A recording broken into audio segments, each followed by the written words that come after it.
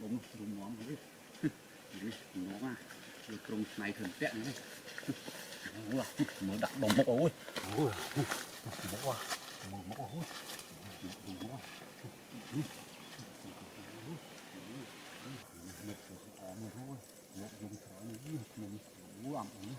mua đậm mốc ôi đây nhiều mà mốc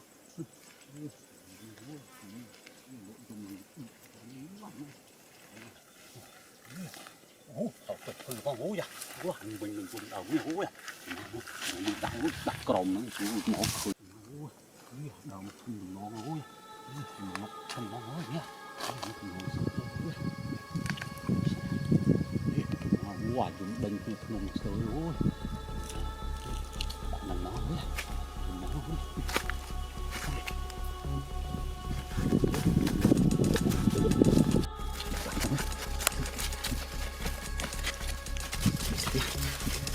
Xuống nước.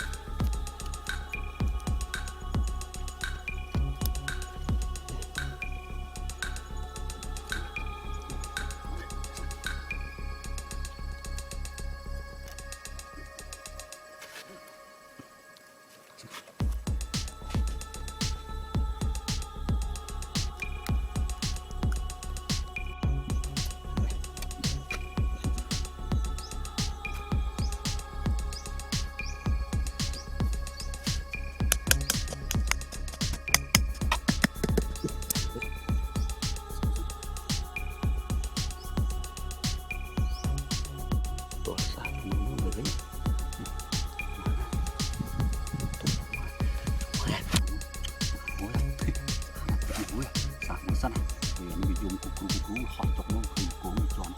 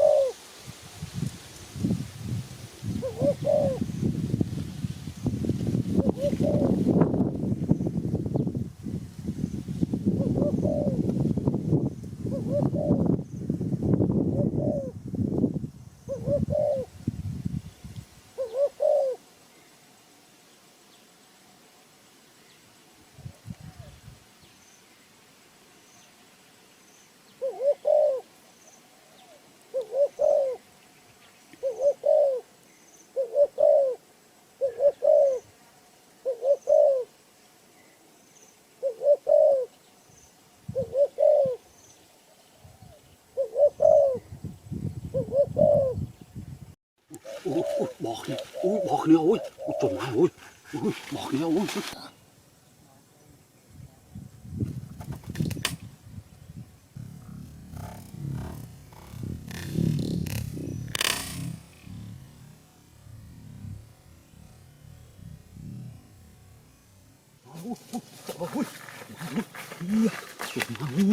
lập máu hợp tí ra nè tụi mày ôi mò nó một phút máu chặt sao nào tụi máu rồi à xả rồi lộn nè ôi à đỏ cò ôi cái đánh gì này bếp định mấy à xả rồi tao đỏ đỏ ôi à xả rồi cầm cò cái khom lồn mà lộn đi xả rồi à ở chỗ mà này bếp định mấy à nó tụi quên đó là ôi à xả đúng mà slap kia ôi cầm còn quên mà ôi mấy đam ớm nó chuyện với nhau tụt nung quên mà ôi dạ trong tổ nó tổ đâu tổ ôi à bạn này để hai ơi đặt đi đâu chạy với nhau ơi chạy ôi à